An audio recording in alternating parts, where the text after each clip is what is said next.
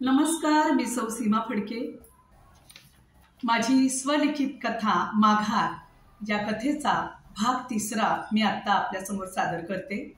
पण त्यापूर्वी @सीमा फडके 8240 या माझ्या यूट्यूब चॅनलला नक्की सबस्क्राईब करा, लाईक करा आणि शेअर करा।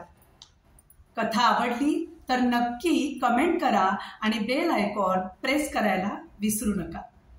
तर ऐकूया भाग 3 माघार।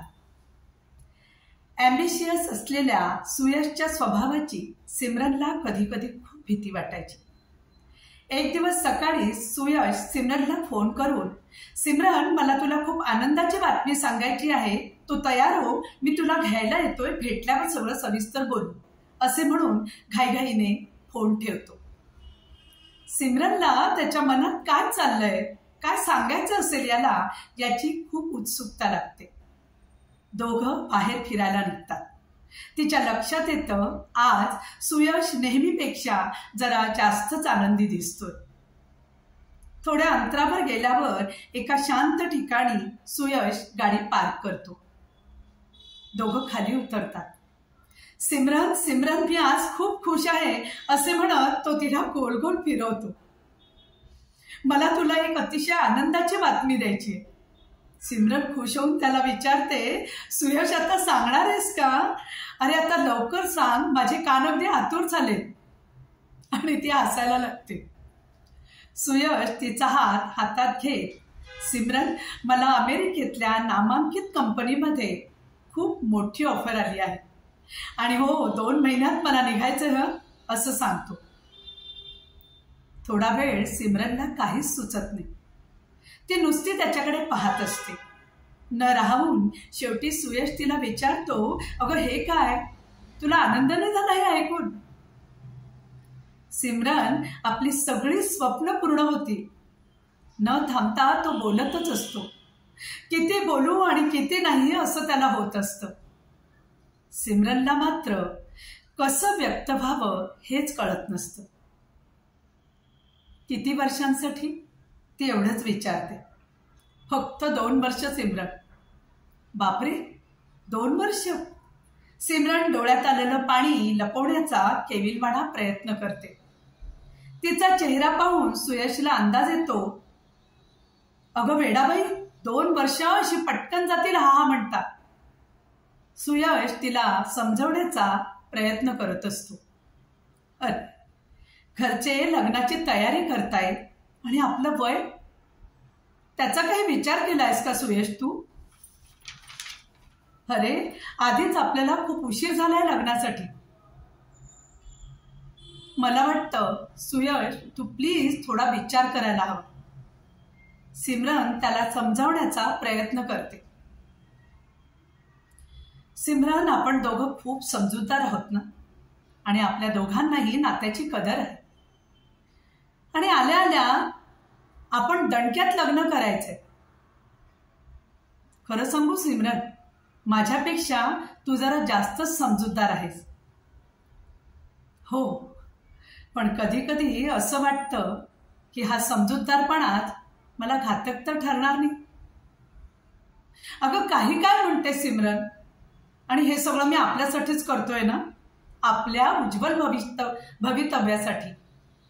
अगदी मान्य सुयश, पण घरच्यांना कसं समजावू मी? आणि मला एकटीला सोडून तू जाणार? 2 वर्ष कशी राहू मी? बराच वेळ सुयश तिची समजूत घालत असतो।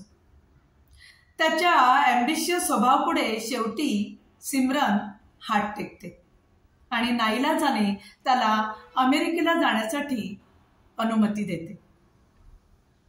2 महिने पटापट निघून जातात। सुयशचा अमेरिकेला निघायचा दिवस उजाडतो। सिमरनला सोडून जाताना खरं तर त्याचाही पाय निघत नसतो। निघताना दोघंही खूप भावुक झालेले असतात। अमेरिकेला गेल्यानंतर त्या दोघांचे एकमेकांना नियमित फोन सुरूच असतात। सिमरनही तिच्या व्यवसायाकडे जातीने लक्ष देत असते। सुयश अमेरिकेत जाऊन रुळतो। त्याला तिथे खूप चांगला स्कोप देखील मिळतो। हल्ली कामाच्या व्यापात सुयशला सिमरनशी बोलायला जास्त वेळ मिळत नसतो.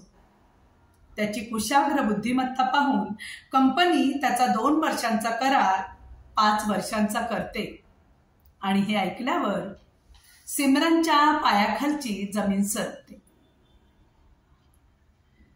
आता तीही हल्ली सुयशच्या प्रगतीत बाधा नको म्हणून फोन करणं जरा कमीच करते.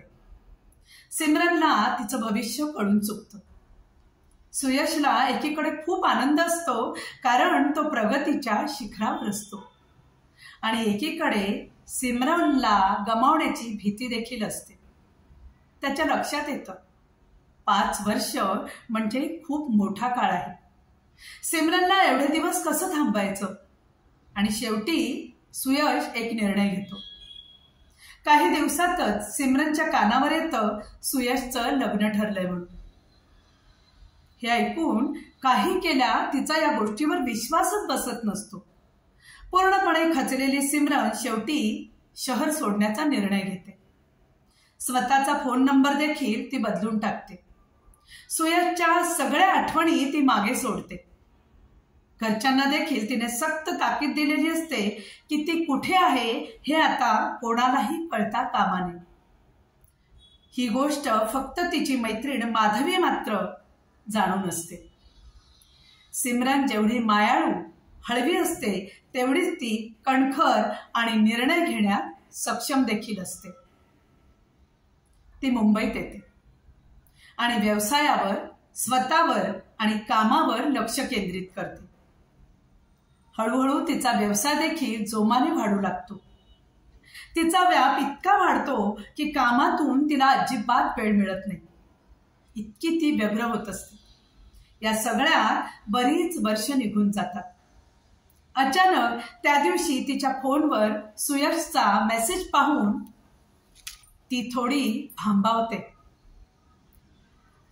उर्वरित पुढील भागात. आता इतकंच. रजा घेते. चॅनलला नक्की सबस्क्राईब करा, लाईक करा आणि शेअर करा. @सीमा फडके 8240. धन्यवाद.